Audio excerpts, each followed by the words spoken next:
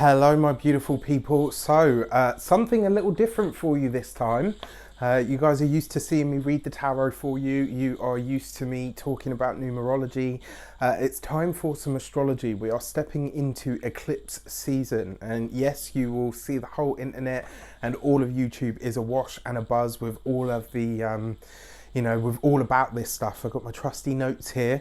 The reason I'm doing these solar eclipse specials, and we'll be doing all of the eclipse specials, is because not only is it a different energy, I mean, we've had a little dip into it, but this is where it gets real. This is where it gets, intense, and where it gets serious.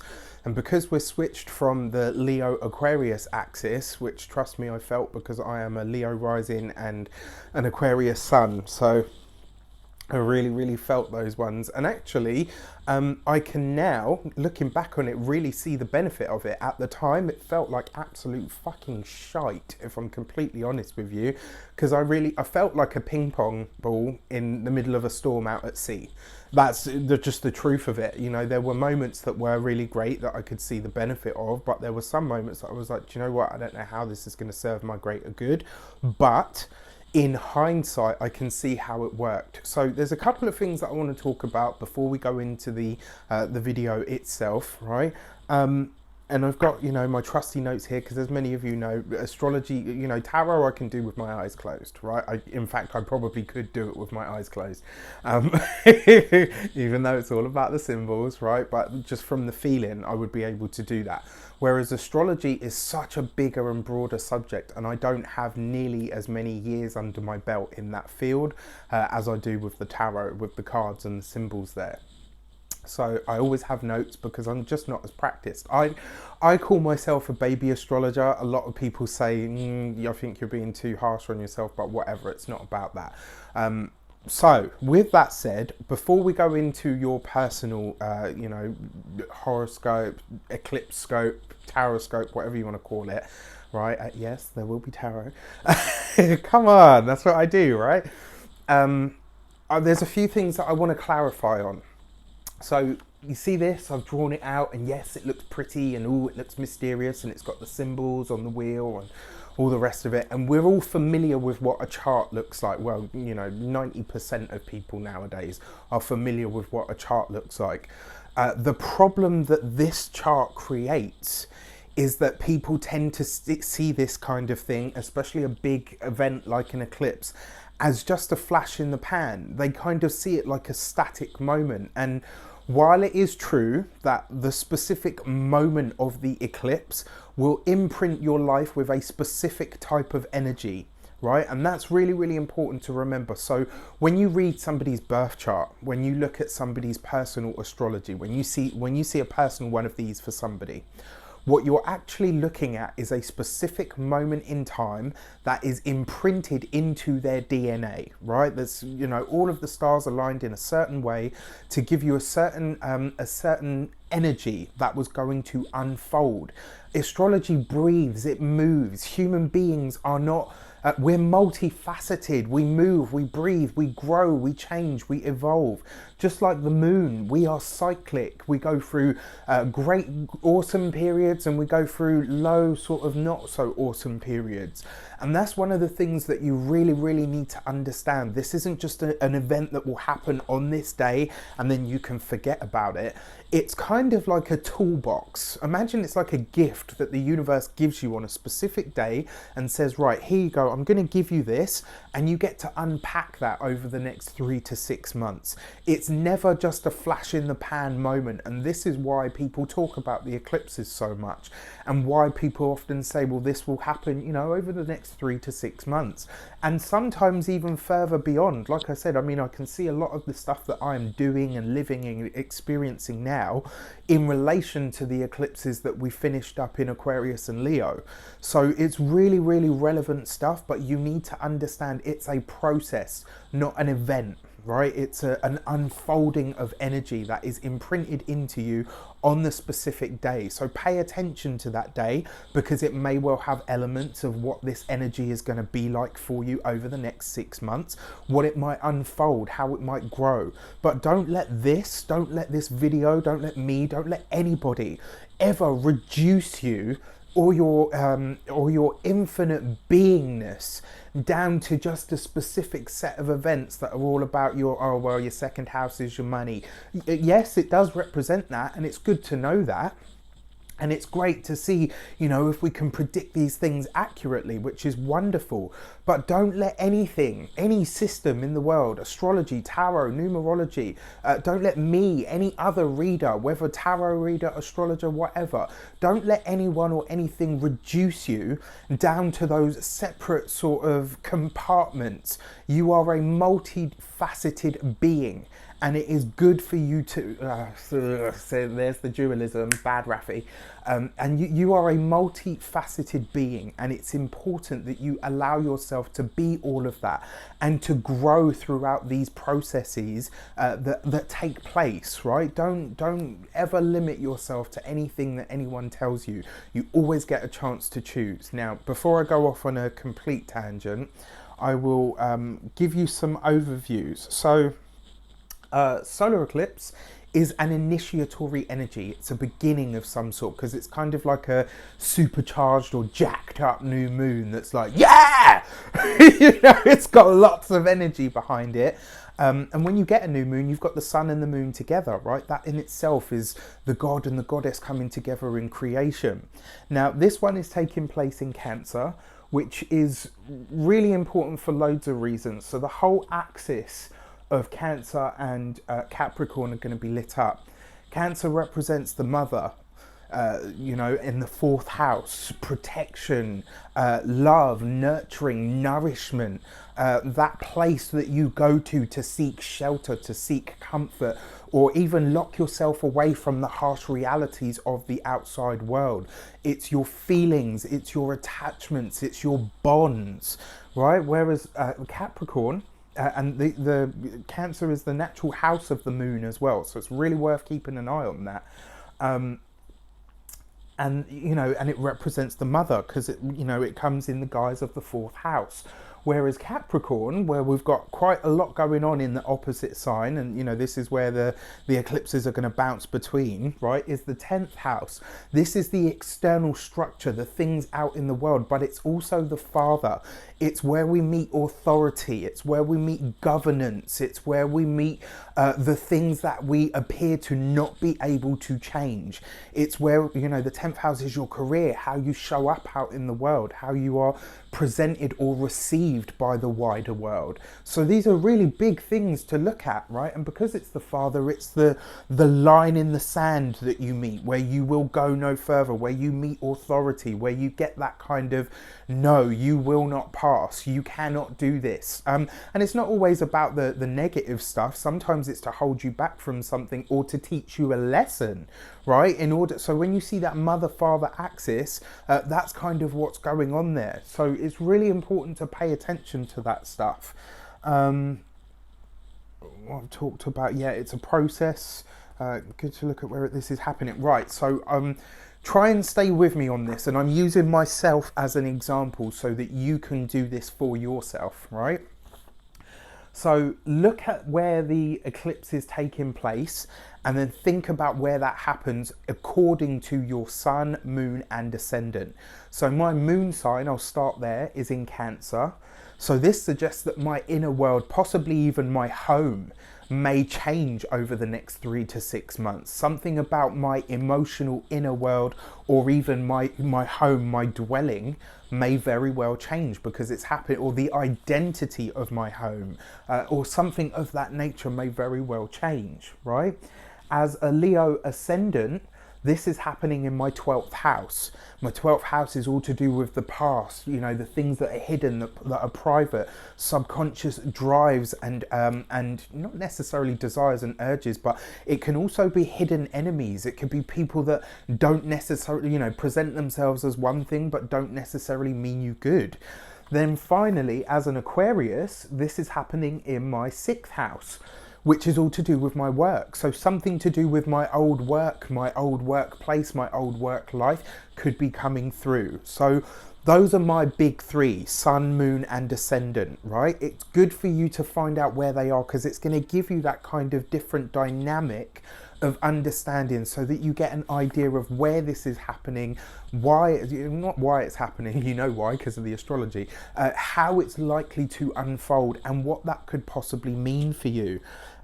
So one of the things that I've put here is it could suggest that things are about to take a big leap forward over the 6 months because of services rendered, right? So the 12th house is the past, and the 6th house is work. So it could be some efforts that I've already sown in my own personal past over the last 6 months may now start to yield results or dividends or rewards, you know, depending on what I've put out there. And I'm currently crossing fingers, toes and bits at the moment, like thinking back like, shit, have I done enough?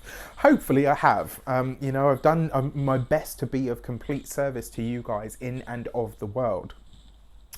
So with that said, let's get to the personal astrology for each sign. Take care. See you in a moment. Pisces, welcome to your solar eclipse special with me, Raphael. So let's go straight into it. So for you, my dear Pisceans, this eclipse is happening in your 5th house. And I really love this for you because it suggests that over the next 3 to 6 months, you're going to become bolder. You're going to become more free, more creative. You want more laughter, more fun, more enjoyment and creativity in your life. You want to be able to be free to express yourself through whatever creative gaze that may be. Now, the thing is, because it's happening in Cancer, it's about what you want to nourish, what you want to grow, right?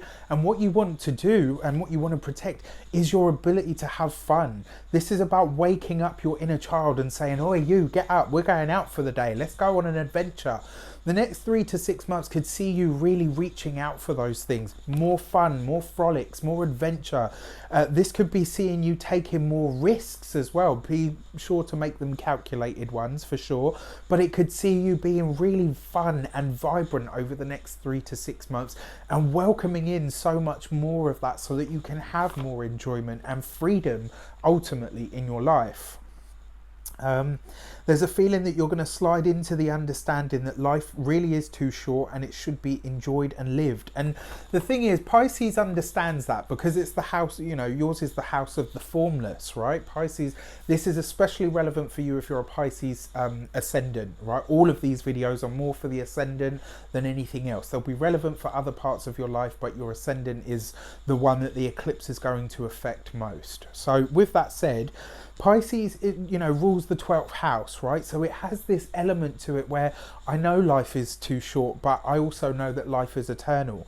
So I'm not, you know, like they don't really get hung up on death, destruction, mayhem, all the rest of it. They can really just go for the flow, right? They can just do that. Now, this next 3 to 6 months, because the eclipse is in your 5th, it's going to have you tapping into that. Life is too short. Let's live it. Let's have fun, you know, like, and I mean, I always talk about my friend Jo in secondary school or high school. She was the original wanderer. She had this wonderful ability, and she was a Pisces, just to go anywhere, be anything, do anything, whoever was there, whatever. She was just so unfazed by it all. And I really loved that about her. It was one of the things that I really admired. What I would like for all of you Pisceans to do, especially those of you that are rising, is to tap into that, to remember that what gives life meaning is that it does eventually end. Sorry to be morbid, but it's to show you, you know, you're here now. And it's not about YOLO, because I don't believe in that. I'm sorry. When people say YOLO to me, I say TYR, and they're like, what? That you remember. You only live once, that you remember, right? Unless you have memories of past lives, which lots of people do. And I mean, gosh. Anyway, I digress. You know, it's going to be a too long a video if I go into all of that. But the other thing as well with the 5th house is it does talk about children. If you want children, if you've been the sort of person that always said, no, I don't want any kids, I'm not really up for that, you might start to change your mind over the next 3 to 6 months. It might become evident to you that actually, you know what, this person that I share my life with, I could think of nobody else than, you know, to have a child with. So you could be really waking up to that. It could be that children feature more in your life. So if you've got a family where there are children, you could be spending more time with those family members. I mean, summer's coming up, so that could be the big, that could be a big part of it. which is lovely. But especially if you have your own family and you've already got children, this could see you really devoting more time to them and having an absolute blast doing it, and them really feeling that love and that nurture and nourishment, because you're spending more time with them, and it will be quality time at that, because you want to be there. You have this innate sense to, it's almost like, if you, especially those of you that have kids, you will just be tapped into them, and they'll be like, oh damn, mum or dad is like super fun at the moment, like, I hope this aspect of them stays, and that's brilliant, right? It really is.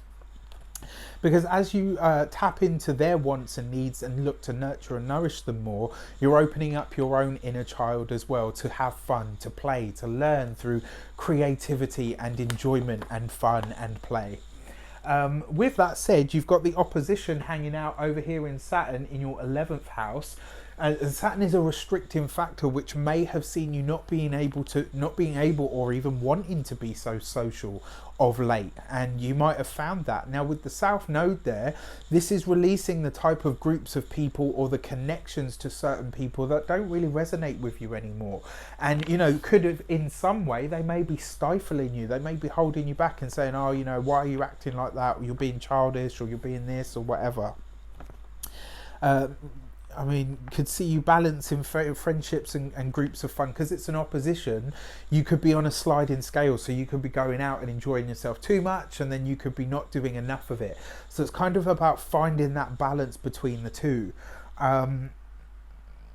As it's a releasing, it may well be something in your life. In fact, anything or anyone that seems to dampen your spirits will be asking you to look at them and say, do you know what, do I need this or this person in my life?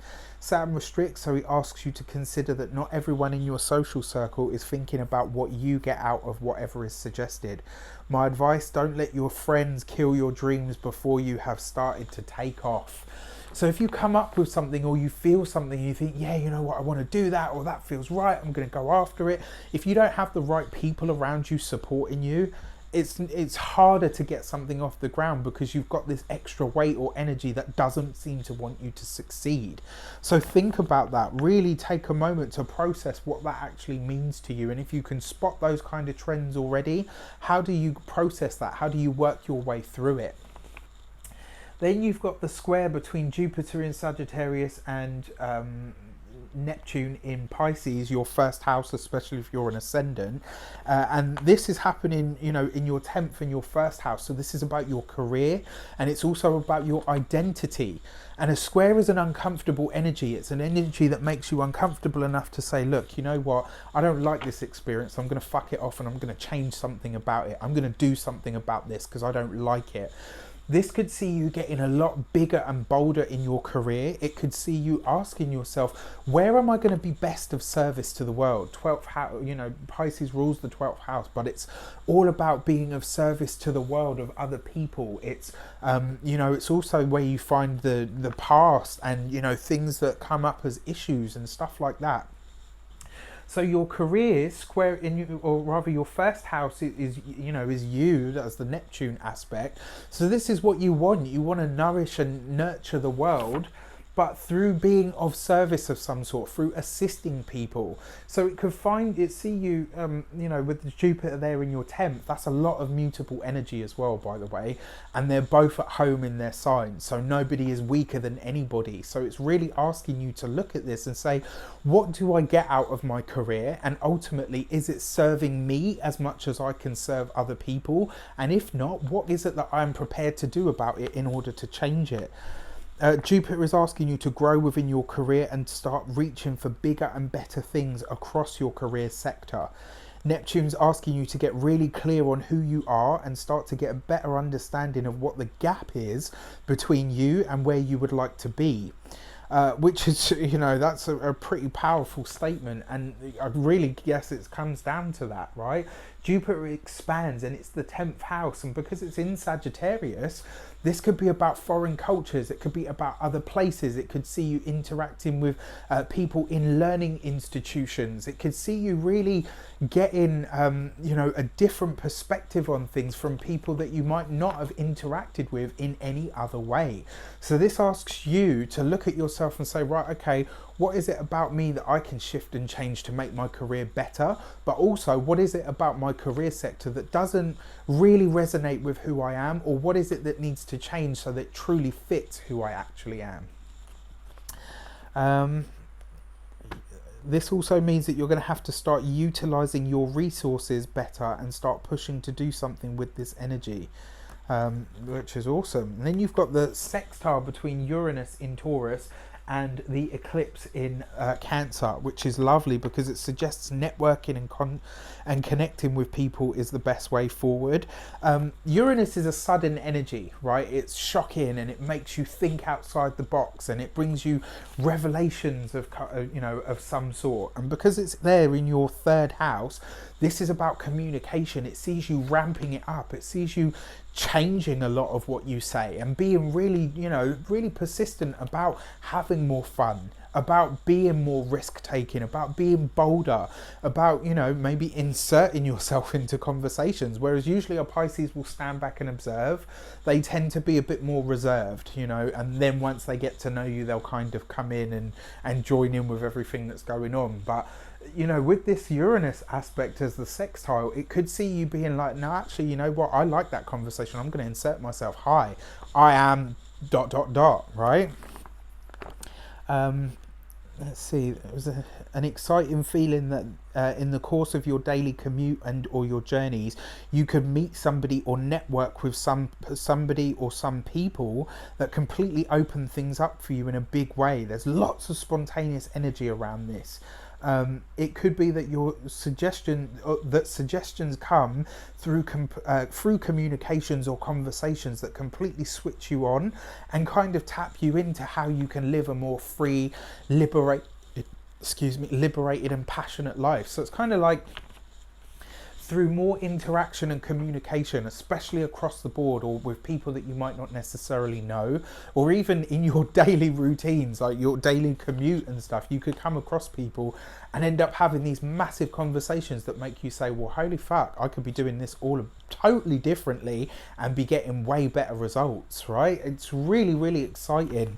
It's going to require you to be brave, to be bold, and to think outside the box in some way, shape or form. And providing you're willing to do that, my dear Pisces, it could be a very, very exciting time for you. So let's have a look, see what your card is. You get the Fool, new things, new people, but also the card can represent a fool. It represents folly, it represents fun. So this is kind of, for me, it represents new things, new places, new people.